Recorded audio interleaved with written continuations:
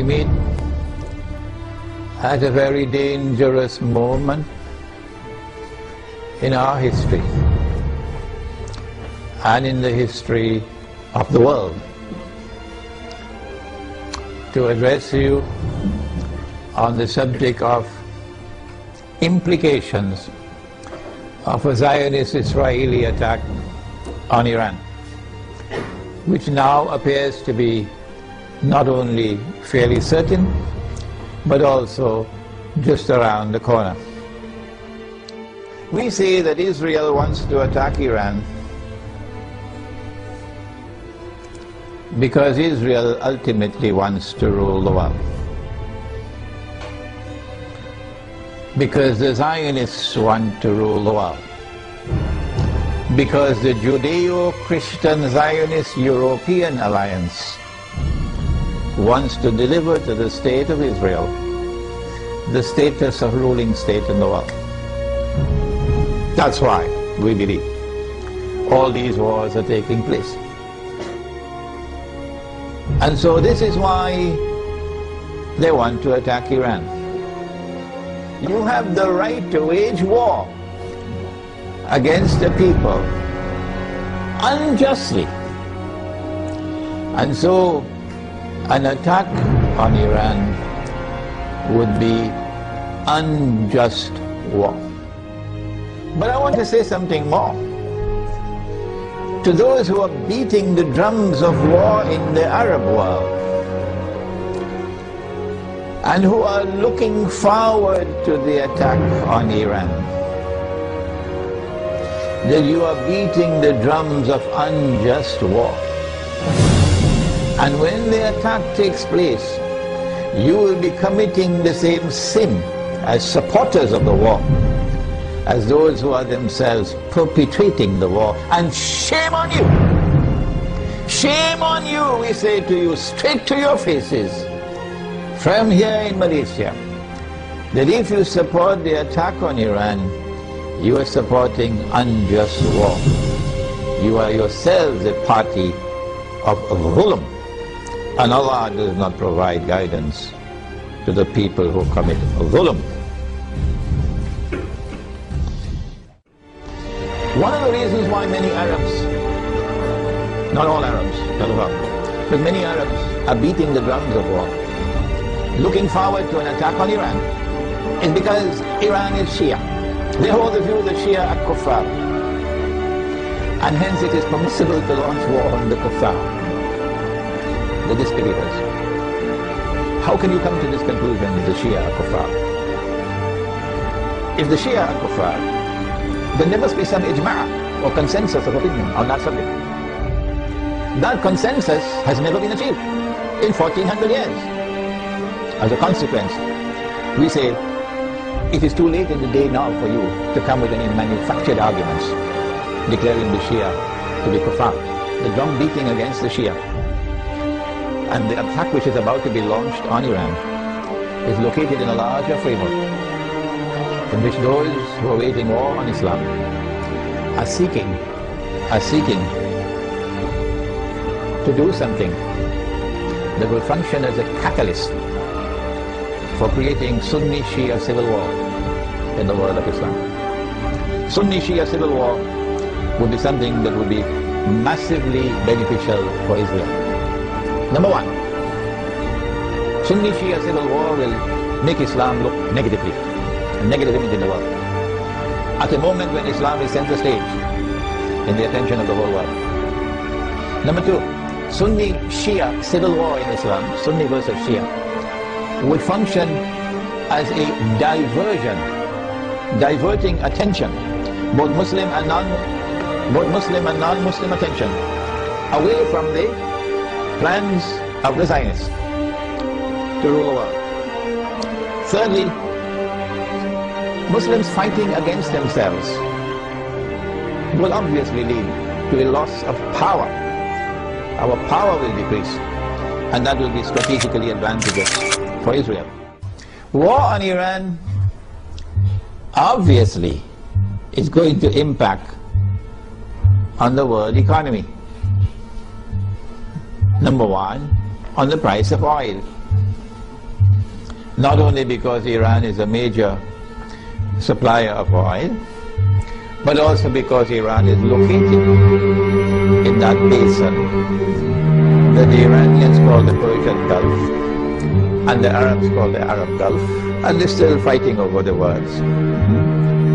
The price of oil is going to shoot up because Iran can also block the Straits of Hormuz. Yes, Iranian territory on this side and Oman on that side. It's not difficult for Iran to block the Straits of Hormuz and disrupt all the passage of oil tankers. So we can anticipate fairly confidently that the price of oil is going to escalate dramatically once the attack takes place. And the American government knows that. And that's why the American government does not want Iran to be attacked. Because the American government knows, and the Federal Reserve knows, and the bankers also know, that the US dollar is going to collapse. It will not survive an Israeli attack on Iran with the price of oil shooting up through the roof. And if the US dollar collapses, of course they're going to have to demonetize the US dollar. It will no longer be legal tender. They have to have something in place. They probably already have something to replace it, but at a fraction of its previous value. The American economy is going to collapse. Large numbers of white Americans are going to lose their wealth. And many of them are going to be listening to this lecture. There's going to be chaos in the United States when the economy collapses. There can be riots in the United States, and they're already anticipating that. And so an attack on Iran would lead to economic, financial, and monetary consequences that will be disastrous for the US economy. An attack on Iran can be launched simultaneously with an attack on Pakistan.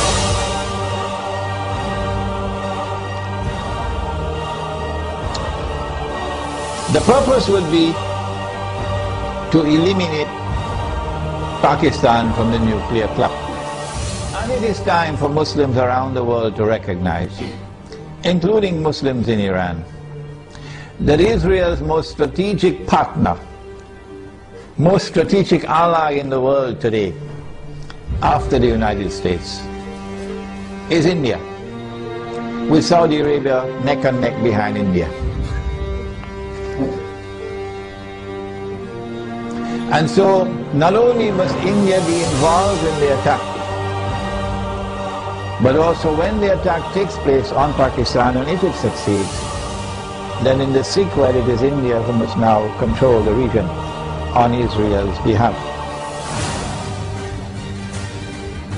The denuclearization of Pakistan and the breakup of Pakistan into bits and pieces will impact upon Muslims in the whole of that subcontinent in such a way as to bring about a state of demoralization and despair,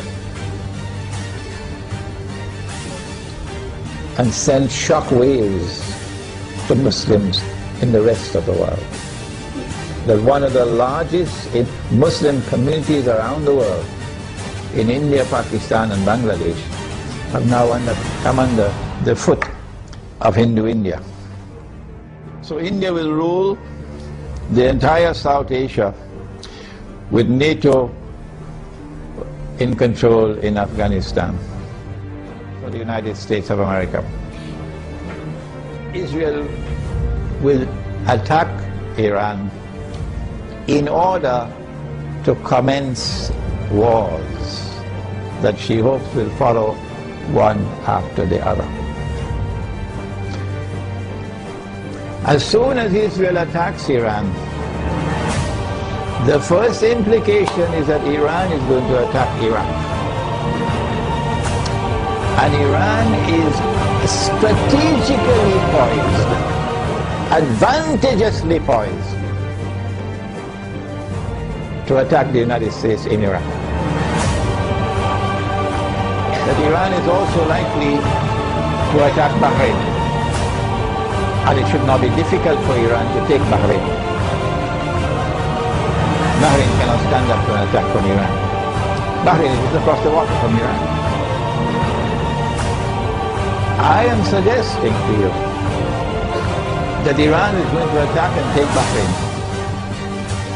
And even when Iran attacks and takes Bahrain, then there's a causeway between Bahrain and Saudi Arabia where you can drive back and forth. The road will be clear to Saudi Arabia. I am anticipating, and the Saudis probably already have their plans laid out very well, because they know what's going to happen. And Israel already knows what's going to happen. That they're then going to turn to the United States to invoke whatever secret agreements they have of defense. That the United States has to intervene in Saudi Arabia to protect Saudi Arabia from an attack from Iran. I think the Zionists in the US Congress will ensure, even though the US armed forces would not want to go in there, even though the Barak administration would not want to go into Saudi Arabia, the Zionists in the US Congress will ensure that American forces will have to enter into Saudi Arabia to face Iran. And they're setting a trap for the United States, so that the United States is going to be led to a situation where it's going to be facing defeat. I think that for Russia and for China, an Israeli attack on Iran, particularly if it involves the use of nuclear weapons, would be recognized as a threshold being crossed. And so long as you did not cross that threshold, Russia and China were prepared to go along and continue in the Security Council of the United Nations, for example, cooperating and collaborating where possible in managing the affairs of the world. But once you cross that threshold, the implication for Russia and China is that you have crossed the point of no return. And that an attack on Iran is now going to inevitably lead to World War.